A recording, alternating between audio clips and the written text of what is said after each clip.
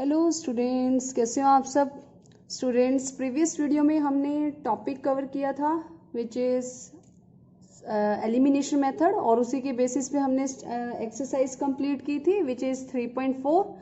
और आज हम स्टूडेंट स्टार्ट करेंगे अलजेब्रिक मेथड में एक लास्ट मेथड है that is cross multiplication method. ठीक है, तो स्टूडेंट्स अभी तक हम ग्राफिकल मेथड स्टडी कर चुके हैं pair of linear equations in two variable को सॉल्व करने के लिए, और इसके बाद हमने सब्स्टिट्यूशन मेथड को स्टडी किया, देन हमने एलिमिनेशन मेथड पढ़ा, और आज हम एक नया मेथड पढ़ेंगे that is cross multiplication method. तो स्टूडेंट्स क्रॉस मल्टीप्लिकेशन मेथड क्या है? सबसे पहले हम इसके फॉर्मूला के डेरिवेशन पढ़ेंगे कि फॉर्मूला को कैसे डेराइव किया गया है। देन उसके बाद हम देखेंगे कि आफ्टर फॉर्मूला डेरिवेशन हम एक एग्जाम्पल करेंगे और उस फॉर्मूला की हेल्प से जो भी एग्जाम्पल होगा उसका क्या करेंगे, सॉल्यूशन को फाइंड आउट करेंगे। यानी जो भी हमें पेयर होगा लीनियर इक्वेशंस का टू वेरिएबल में, तो हम उसका क्या करेंगे, सॉल्यूशन फाइंड आउट करेंगे। तो सबसे पहले स्टूडेंट स्टार्ट करते हैं derivation of cross multiplication method formula. इसके फॉर्मूला की डेरिवेशन स्टार्ट करते हैं। तो स्टूडेंट्स हमें यहाँ पर एक pair of linear equations in two variable given है, वो इस फॉर्म में है a1x plus b1y plus c1 is equal to 0। ठीक है, इसी तरह से हमें एक सेकेंड इक्वेशन गिवन है a2x plus b2y plus c2 is equal to 0। ठीक है, तो यहाँ पर हमें ये दो लीनियर इक्वेशन गिवन है।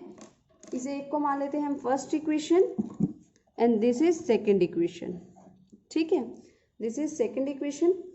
तो स्टूडेंट्स हम क्या करेंगे, यहाँ पर एक एलिमिनेशन मेथड यूज करेंगे। First of all elimination method use करके हम एक वेरिएबल को एलिमिनेट कर देंगे।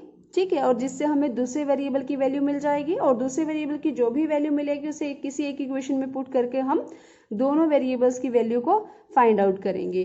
तो चलिए सबसे पहले हम क्या लिखते हैं, by using elimination method.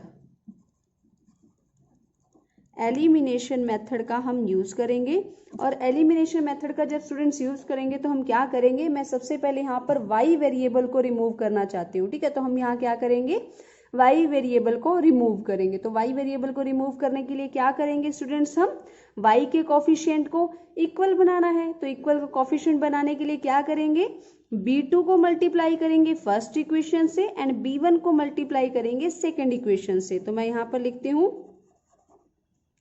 Multiplying equation 1 by b2 and equation 2 by b1। 2 को मैंने क्या किया, b1 से मल्टीप्लाई और 1 को b2 से। तो चलिए स्टार्ट करते हैं मल्टीप्लाई करना। तो यहाँ पे लिखा b2, यहाँ हो जाएगा a1x plus b1y plus c1 is equal to 0। इसी तरह से यहाँ पे हो जाएगा b1, तो a2x plus b2y plus c2 is equal to 0। ठीक है, अब इसे मल्टीप्लाई करके स्टूडेंट्स क्या आया है, तो इसे मल्टीप्लाई करके आएगा a1 b2x plus b1 b2y plus c1 b2। ठीक है, इज इक्वल टू 0। अब इसे करते हैं मल्टीप्लाई, तो क्या आएगा, a2 b1x plus b1 b2y plus c2 b1 is equal to 0। अब इन दोनों इक्वेशंस को क्या करेंगे स्टूडेंट्स, हम मान लेते हैं this is third equation, this is fourth equation, और इन दोनों इक्वेशंस को क्या करेंगे स्टूडेंट्स, सब्ट्रैक्ट। तो चलिए इस दोनों इक्वेशंस को सब्ट्रैक्ट करते हैं। तो जब स्टूडेंट्स हम इन्हें सब्ट्रैक्ट करेंगे तो यहाँ पे साइन चेंज हो जाएगा, ये कैंसिल हो जाएंगे इस तरह से। ठीक है, ये दोनों कैंसिल हो जाएंगे, तो कैंसिल होके किस तरह से होगा यहाँ पे, तो ये कैंसिल होके 0 हो जाएगा, और ये हो जाएगा a1 b2x minus a2 b1x। ठीक है, और ये हो जाएगा plus c1 b2 minus c2 b1 is equal to 0। तो स्टूडेंट्स यहाँ पर देखो क्या x कॉमन है, इन दोनों में x कॉमन है, तो यहाँ से मैंने x को कॉमन ले लिया, तो क्या बचा students, a1 b2 minus a2 b1, और यहाँ क्या बचा, c1 b2 minus c2 b1 is equal to 0। अब स्टूडेंट्स मैं क्या करूँगी, इस x को यहीं पे रखा रहने देते हैं, ठीक है, और इसे राइट साइड लेके जाते हैं। तो जब राइट साइड लेके जाएंगे ये -C1B2 हो जाएगा और ये +C2B1 हो जाएगा। स्टूडेंट्स इतना क्लियर हुआ आप लोगों को, अच्छे से हो रहा है। हमने जस्ट क्या किया, एलिमिनेशन मेथड यूज़ किया। पहले y के कोफिशिएंट को इक्वल किया है, देन उसके हमने y वाला जो कोफिशिएंट था y वेरिएबल उसे कैंसिल कर दिया, देन बचे हुओं को हमने माइनस किया। तो माइनस करके इस तरह से लिखा और x को कॉमन लिया और देन हम इसके ट्रांसपोजिशनिंग कर रहे हैं। तो स्टूडेंट्स यहाँ से x is equal to A1B2 minus A2B1, इसे मैं ऐसे लिख सकती हूँ C2B1 माइनस C1B2, इसे ऐसे लिख सकते हैं। अब स्टूडेंट्स यहाँ से x यहीं रहेगा और ये इसके कहाँ चला जाएगा, यहाँ नीचे चला जाएगा।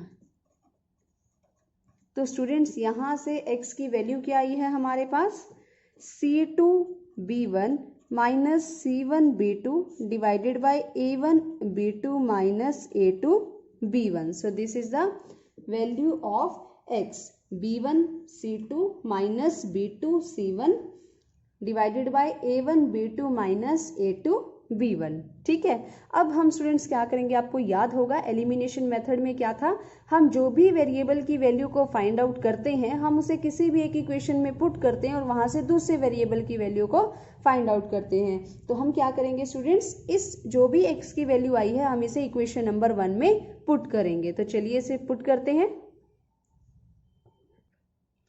तो स्टूडेंट्स ये थी इक्वेशन नंबर 1 और ये थी x की वैल्यू, तो हम इसे इसमें यहाँ पुट करेंगे x1 में।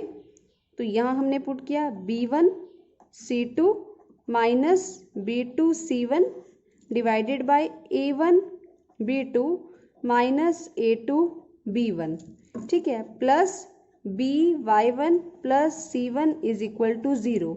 अब हम स्टूडेंट्स क्या करेंगे, यहाँ पर एलसीएम लेंगे। तो एलसीएम लेंगे, ये बाय 1 हो जाएगा, ये भी बाय 1 हो जाएगा। तो जब एलसीएम लेंगे तो स्टूडेंट्स क्या आएगा, A1 B2 minus A2 B1, यही आएगा। अब जब एलसीएम लिया हमने, इस डिनोमिनेटर को इस एलसीएम से डिवाइड करेंगे तो क्या आएगा 1, तो 1 को इस पूरे से क्या करेंगे स्टूडेंट्स मल्टीप्लाई, तो ये हो जाएगा A ब्रैकेट में B1 C2 minus B2 C1 और यहाँ भी क्या हो जाएगा BY1 A1 B2 minus A2 B1, ठीक है, और यहाँ पे हम लिख लेते हैं plus C1 A1 B2 minus A2 B1, ठीक है, ये मैंने यहाँ पे लिख दिया इस तरह से, इज इक्वल टू 0, ठीक है, इस तरह से हमने इसे यहाँ पे लिख दिया। अब स्टूडेंट्स हम क्या करेंगे, इसे आपस में मल्टीप्लाई करते हैं। तो ये हो जाएगा, ये यहाँ पे क्या था, सॉरी A1 था, यहाँ पे A1 B1 C1 x की प्लेस पे लगा दिया मैंने, तो यहाँ पे इस तरह से था। तो स्टूडेंट्स ये क्या हो जाएगा A1 B1 C2 minus A1 B2 C1, मैंने A को इससे मल्टीप्लाई किया, फिर A को मैंने इससे मल्टीप्लाई किया, तो ये आया। इसे हम ऐसे ही लिखा रहने देते हैं अभी, क्योंकि इसको ओपन करेंगे तो और ज़्यादा कॉम्प्लिकेशंस हो जाएंगे, तो हम इसे इसी तरह लिखा रहने देते हैं। इसे मल्टीप्लाई कर लेते हैं, तो A1 C1 B2 minus A2 C1 B1 और बाय में क्या था students, A1 B2 minus A2 B1 is equal to 0, ठीक है। अब स्टूडेंट्स जरा ध्यान से देखो, तो यहाँ पर A1 C1 B2 A1 C1 B2, this is positive this is negative, तो बोथ विल बी कैंसिल, यहाँ कैंसिल हो जाएंगे और इसे हम एक साथ लिख सकते हैं A1 B1 C2 minus A2 C1 B1 और ये ऐसे ही रहेगा।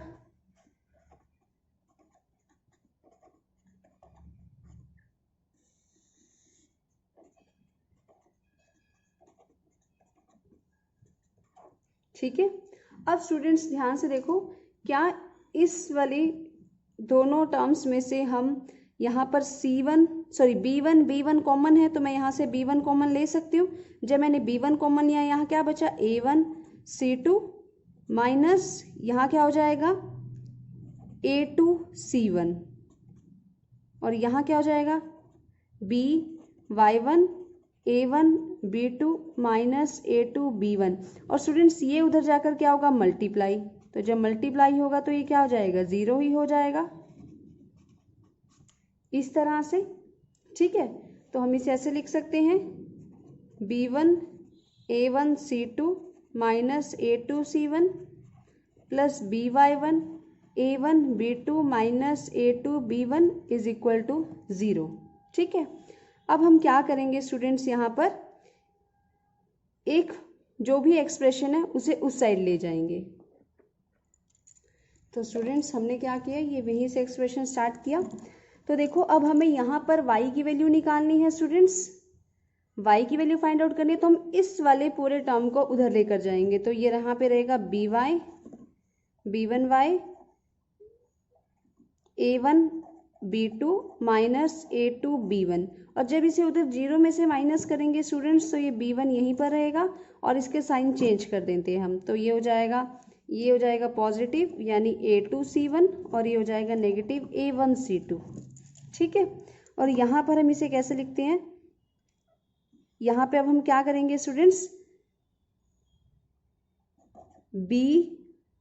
y को यहीं रखते हैं, y को हम यहीं रखेंगे और b1 क्या था, a2 c1 minus a1 c2 और इसके साथ जो स्टूडेंट्स ये था b1 और ये पूरा ये इसके साथ नीचे ले आते हैं। ठीक है, तो यहाँ से स्टूडेंट्स क्या हो जाएगा, b1 कैंसिल हो जाएगा। तो यहाँ से स्टूडेंट्स y की वैल्यू क्या आएगी, a2 c1 minus c2 a1 y में a1 b2 minus a2 b1। तो स्टूडेंट्स यहाँ से ये वैल्यू आई है y की। और इससे पहले हमने x की वैल्यू क्या फाइंड आउट की थी स्टूडेंट्स, तो हमने x की वैल्यू फाइंड आउट की थी x is equal to b1 c2 minus b2 c1 by में a1 b2 minus a2 b1। ये वैल्यू हमने फाइंड आउट की थी। अब स्टूडेंट्स बहुत ज़्यादा कन्फ्यूज़न हो रही होगी आप लोगों को, a2 b2 a1 c1 b1 b2। ठीक है, तो ये सभी बहुत कन्फ्यूज़न हो रही है। तो इसको हम थोड़ा सा एज अ पिक्चर के फॉर्म में क्या करेंगे, समझने की कोशिश करते हैं। तो मैं आपको इस तरह से एक इसका टेबल बना दूंगी कि टेबल से क्या होगा, आप इसे इजीली समझ पाओगे और इजीली अंडरस्टैंड कर पाओगे। ठीक है, तो ये लर्न भी हो जाएगा आपको। तो स्टूडेंट्स हम क्या करते हैं, देखो यहाँ पर एक बार कि जैसे यहाँ पर x की वैल्यू क्या है, b1 c2 minus b2 c1। ठीक है, a1 b2 minus a2 b1 ये वैल्यू है। ठीक है, तो मैं क्या करती हूँ, इस वैल्यू को, ये जो पूरी न्यूमरेटर है ना, ये न्यूमरेटर, इसे x के नीचे ला सकती हूँ। तो इसको मैंने ऐसे लिख दिया b1 c2 minus b2 c1। तो यहाँ क्या बचा स्टूडेंट्स, 1 बाय में a1 b2 minus a2 b1 ये बचा। ठीक है, सिमिलरली y की बात की जाए तो y क्या था, a2 c1 minus c2 a1 और बाय में a1 b2 minus a2 b1 ये था। ठीक है, तो मैंने यहाँ भी क्या किया, इस पूरी वैल्यू को जो न्यूमरेटर था इसे y के नीचे ले आए। तो a2 c1 minus c2 a1 और यहाँ क्या बचेगा, 1 बाय में a1 b2 minus a2 b1। यानी हम ये कह सकते हैं कि x का जो भी ये पूरी टर्म है ये किसके इक्वल होगी, इसके इक्वल होगी, और ये किसके इक्वल होगी, y की पूरी टर्म इसके इक्वल होगी। ठीक है, तो यहाँ से हम क्या करेंगे, एक इसको इस तरह से फॉर्म में लिखेंगे जो इजीली अंडरस्टैंडेबल होगी। तो चलिए इसे लिखते हैं। तो स्टूडेंट्स मैंने क्या किया, इसे इस फॉर्म में लिख लिया, x बाय में दिस, y बाय में दिस, 1 बाय में दिस। ठीक है, इस तरह से लिख लिया। तो स्टूडेंट्स इस मेथड को बोला जाता है cross multiplication method. Cross multiplication method. अब हम देखेंगे कि इसे ऐसा क्यों बोला जाता है।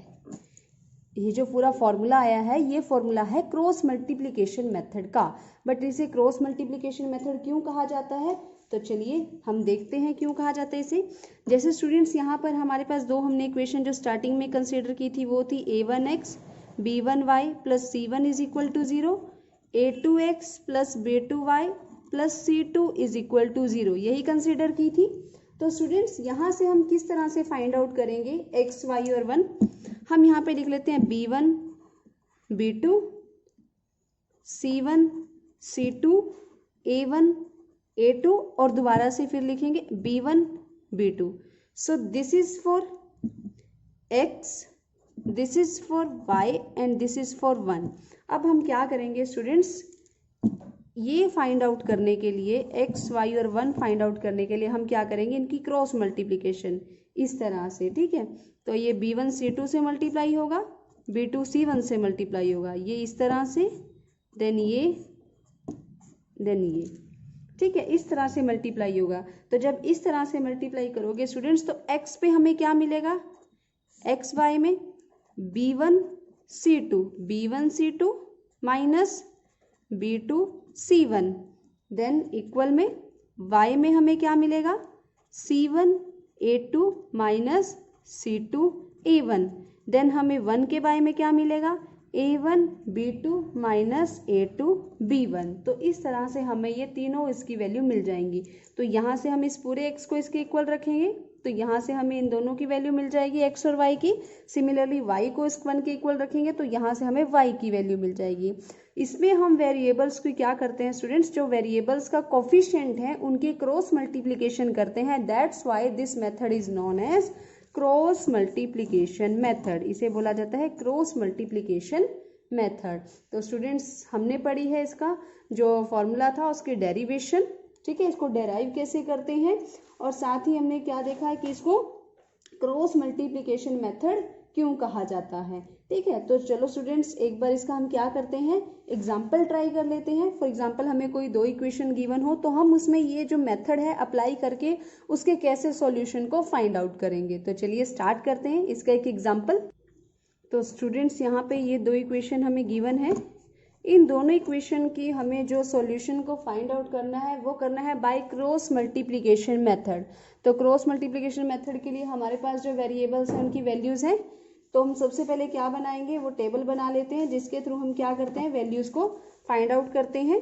तो हम सबसे पहले यहाँ पर इसकी लिख लेते हैं कि A1 क्या होगा, तो A1 इज 5, B1 इज 3 और ये C1 हो जाएगा। इसे हम ऐसे लिख लेते हैं इक्वेशंस को, 5x plus 3y minus 35 is equal to 0 and 2x plus 4y minus 28 is equal to 0। तो यहाँ से स्टूडेंट C1 की वैल्यू क्या होगी, माइनस 35। अब A2 की वैल्यू क्या होगी, 2, B2 की वैल्यू 4 एंड C2 की वैल्यू क्या होगी, माइनस 28। अब आपको याद होगा स्टूडेंट्स हम किस तरह से करते हैं, यहाँ पर सबसे पहले B1 B2 then C1 C2, ठीक है, then A1 A2 and then B1 B2 again, ठीक है। तो यहाँ से हमें पता है ये वैल्यूज होती हैं x की, then this is for y and this is for 1। तो हम क्या करेंगे स्टूडेंट्स, क्रॉस मल्टीप्लिकेशन। तो जब क्रॉस मल्टीप्लिकेशन करेंगे स्टूडेंट्स तो x के बराबर में क्या होगा, y में B1 C2 minus B2 C1 is equal to y by में C1 A2 minus C2 A1 is equal to 1 by में A1 B2 minus A2 B1। तो सबसे पहले हम स्टूडेंट्स क्या करेंगे, x की वैल्यू फाइंड आउट करनी है हमें, तो हम यहाँ पर ले लेते हैं x बाय में B1 C2 minus B2 C1 is equal to 1 by में A1 B2 minus A2 B1, इस तरह से, ठीक है।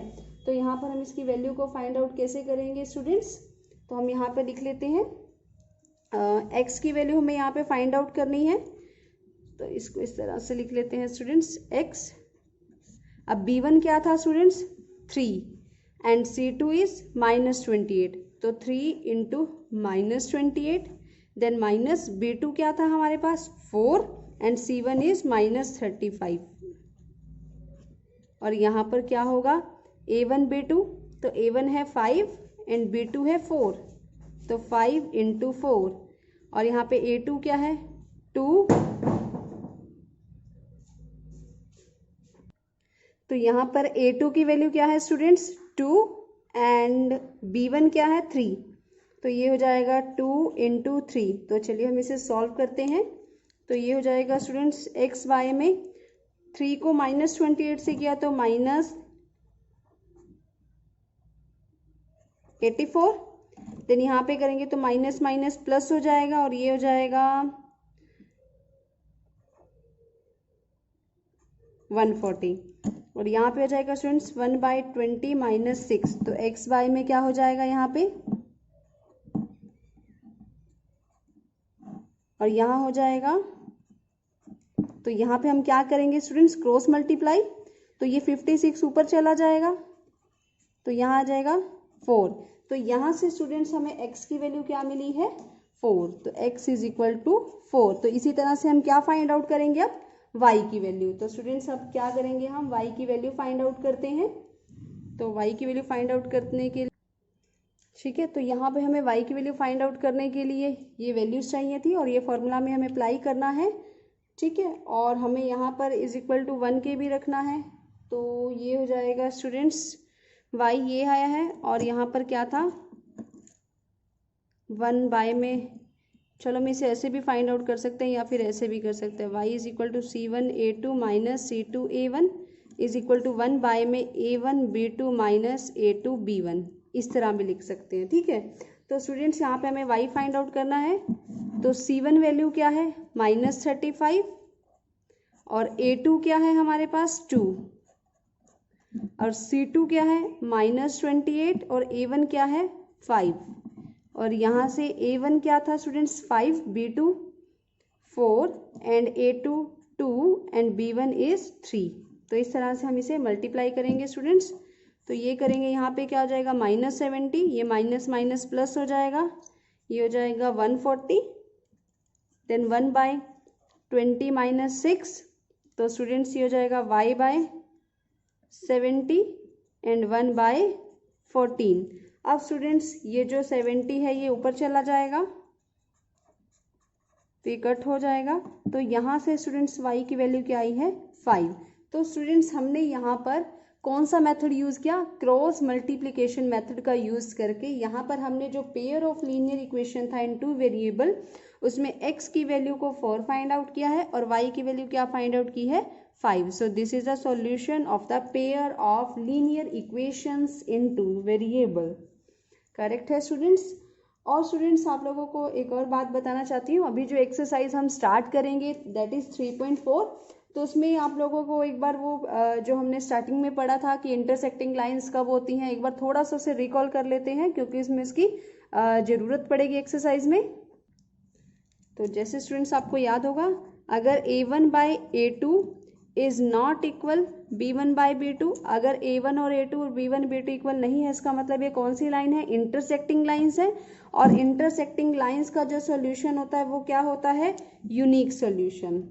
तो हमें क्या मिलेगा, we get a unique solution, ठीक है। और अगर स्टूडेंट्स लाइन तीनों रेशो इक्वल हैं, A1 A2 is equal to B1/B2 is equal to C1/C2, अगर हमें इस तरह से तीनों रेशो इक्वल मिलती है तो हम यहाँ पर कितने सॉल्यूशन होंगे, इनफाइनाइटली मैनी सॉल्यूशन,